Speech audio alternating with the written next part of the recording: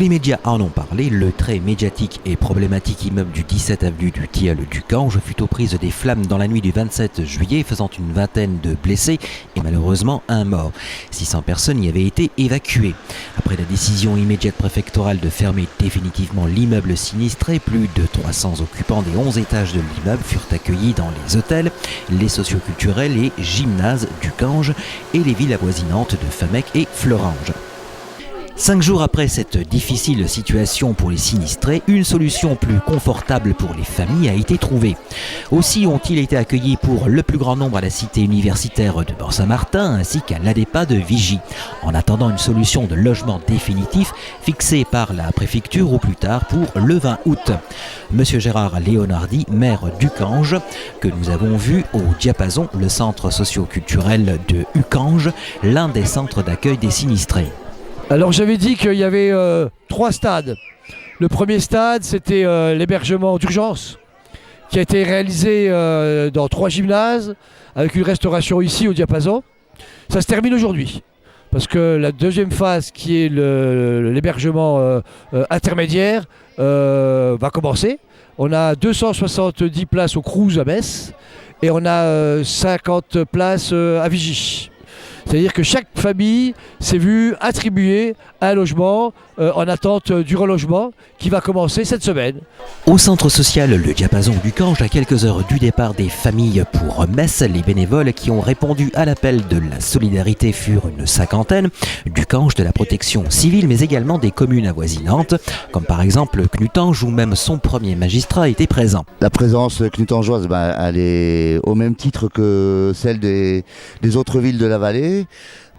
On a vu, on a entendu, on a compris la détresse à la fois des sinistrés et puis le besoin d'aide des bénévoles du Cange, notamment pour assumer tous les repas de ces gens qui se sont retrouvés à la rue. Et donc, modestement, avec quelques élus et quelques bénévoles, on est venu donner un coup de main, voilà. Déjà, on avait un calendrier avec plusieurs personnes qui s'étaient proposées pour aider à différents moments de la semaine. Et puis voilà, quoi. Hein, c'est l'esprit de solidarité qui s'est mis en place très rapidement. Et puis voilà. On est là et puis on est très content d'être là. Les bénévoles s'activaient donc aux derniers préparatifs de départ ainsi qu'à la préparation et au service du dernier repas pris à Ucange pour les familles sur le départ. Des bénévoles épuisés qui avaient peu dormi durant ces 5 journées de crise mais qui ressortiront enrichis de cette expérience humaine au dire de tous, comme par exemple Arlette, Marie-Claude ou encore Gérard, bénévole d'Ucange. Je rejoins l'équipe au matin, ils m'ont téléphoné mercredi soir parce que j'avais pas toutes les nouvelles, toutes les infos. Puis j'ai dit ok, je viens. Là, je compte pas les heures. Ça non, c'est pas un souci. Eh ben depuis mercredi matin, 15 heures par jour. 15 heures, oui, 18 heures le premier jour, oui. Depuis, on a des journées de 15 heures. On commence vraiment à être très épuisé, quoi. C'est ça qui est formidable. C'est tout ce mouvement qui s'est créé derrière. Tous ceux qui sont là bénévoles oublient leurs soucis quotidiens, leurs petits problèmes et puis leurs maux pour certains, parce qu'il n'y a pas que des jeunes. Hein, et on a mal au bras, on a mal ici, personne n'en fait état. C'est très bien organisé au niveau des repas, ça se passe très bien. En combien on peut dire, 3/4 d'heure, à peu près 3/4 d'heure, on arrive à gérer 400 repas. Que tout le monde arrive à manger. Le plus beau, c'est l'esprit d'équipe. Pour nous, ici, c'est l'esprit d'équipe. Puis après, la reconnaissance des gens qui sont dans la salle. La protection civile de Moselle avait également répondu favorablement à l'appel d'urgence face à cette situation et a mis à disposition ses moyens humains et matériels. Monsieur Jamot Christian, responsable opérationnel adjoint de l'ADP 57. On a fait énormément de montage de lits. On a monté des lits dans les différents gymnases de Famec, de Fleuranges et du Cange. Nous avons monté à peu près 350 à 400 lits de camp picots.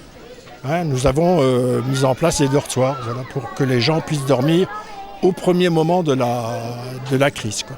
La protection civile a également mis à disposition ses véhicules pour organiser les différentes navettes entre Ucange et Mont-Saint-Martin, Vigy, nouveau lieu d'accueil. On a mis protection civile à disposition 3 véhicules pour le déménagement vers le Crous de Born-Saint-Martin Et nous mettons aussi à disposition un véhicule tout le long de la semaine pour permettre aux gens qui seront au Crous de revenir ici sur Ucange, de faire leurs démarches administratives et au niveau des assurances. Il y aura une navette le matin et une navette l'après-midi. Monsieur Philippe Tarillon, conseiller général, maire de Fleuranges, président de la communauté d'agglomération du Val-de-Fensch, a tenu à saluer le travail des bénévoles qui ont œuvré dans les différents centres d'hébergement. Monsieur Tarillon. Je voudrais, si vous me le permettez, souligner la formidable chaîne de bénévolat qui s'est mise en place sur, bien sûr, Ucange, Fleuranges, mais toute la vallée. Et puis également l'implication des personnels de la communauté d'agglo qui ont été vraiment formidables de ces derniers jours et qui se sont beaucoup investis aussi. Les familles des sinistrés furent également reconnaissantes à l'égard des nombreux bénévoles qui sont venus les épauler.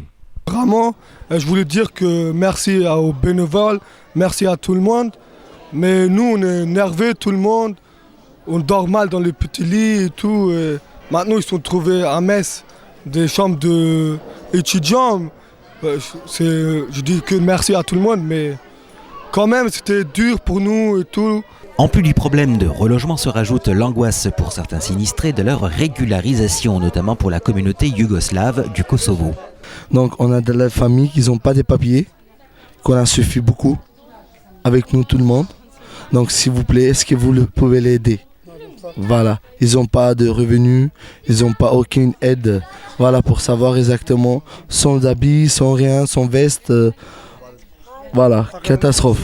Beaucoup d'enfants de sinistrés sont venus nous dire leur soulagement, heureux que la situation évolue favorablement, avec une petite crainte sur l'avenir, tant que la situation reste précaire d'une part, et un petit pincement au cœur de quitter leurs amis, leurs connaissances, bref, les liens qu'ils avaient tissés à Ucange.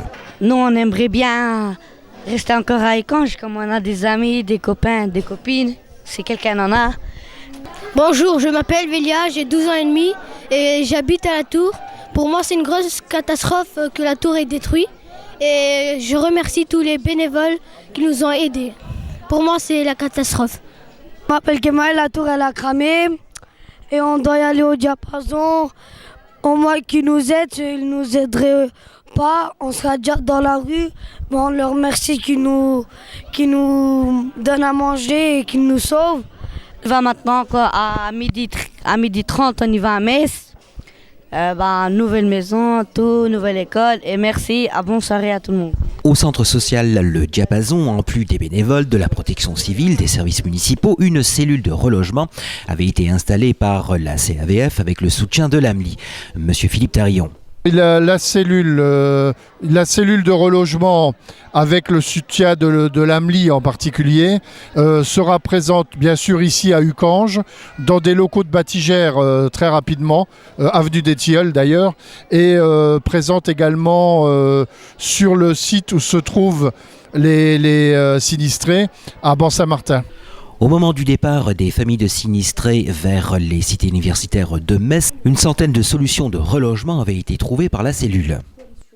Bien évidemment, le sinistre a précipité la fin de la tour qui était programmée en 2014. Est-ce que le plan de financement va pouvoir suivre, d'autant que pour parer à la situation d'urgence, hébergement, nourriture, la commune d'Ucange a dû faire face à des frais supplémentaires. Monsieur Gérard Léonardi, maire d'Ucange. La commune a payé les repas et l'hébergement, évidemment, c'est sûr. Mais je sais que plusieurs communes, les CCAS d'autres communes vont nous venir en aide. Et le président Tarillon a alerté les maires de Moselle pour qu'ils fassent un geste pour la commune d'Ucange. Et pour le reste, on va voir le président Tarillon, le préfet cet après-midi, pour que l'argent de l'ANRU, qui était consacré justement au relogement et à la démolition du bâtiment, puisse être affecté dès maintenant. En effet, la CAVF s'était portée acquéreur de l'immeuble et un plan de financement de 17 millions d'euros avait été élaboré et aurait dû être débloqué pour 2014. Qu'en est-il maintenant? Monsieur Philippe Tarillon, président de la communauté d'agglomération du Val-de-Fensch. Alors le Val-de-Fensch, au dernier conseil communautaire, avait approuvé la décision de se porter acquéreur de la copropriété. Et il y avait un plan de financement, c'est une opération de 17 millions d'euros au total, avec l'ANRU, donc l'État, la région, le département. Et évidemment, on va être obligé de faire les choses en quelques semaines, très rapidement, alors que nous avions prévu 2 ans pour réaliser l'opération. Aussi, Monsieur le Président de la communauté d'agglomération du Val de Fensch, Monsieur Tarillon, demande l'appui de l'État face à cette situation d'urgence. Avec Monsieur Leonardi, je rencontre Monsieur le Préfet pour faire le point sur le dossier. Bon, les aspects sécurité, les aspects responsabilité, mais aussi tous les aspects financiers, puisque par rapport à ce qui était prévu au départ, il y a des dépenses du point de vue sécurité qui n'ont plus lieu d'être, qui devaient permettre que le bâtiment puisse être occupé encore pendant 2 ans. Il faut pouvoir réutiliser cet argent. Il faut aussi qu'on nous facilite la tâche au niveau administratif et financier avec les procédures habituelles. C'est une situation exceptionnelle, une situation d'urgence et il faut que nous puissions faire face et que l'État nous accompagne dans ce dispositif. En attendant, je vous le disais en préambule, pour les sinistrés, une solution plus confortable a été trouvée. Ils furent accueillis au sein de la résidence universitaire du Mont-Saint-Martin de Metz, ainsi qu'à l'ADEPA de Vigy, en attendant le 20 août, date butoir fixée par la préfecture pour un relogement définitif. J'espère qu'ils vont nous mettre dans un foyer. On aura tous notre appart et notre vie comme avant, quoi. Merci.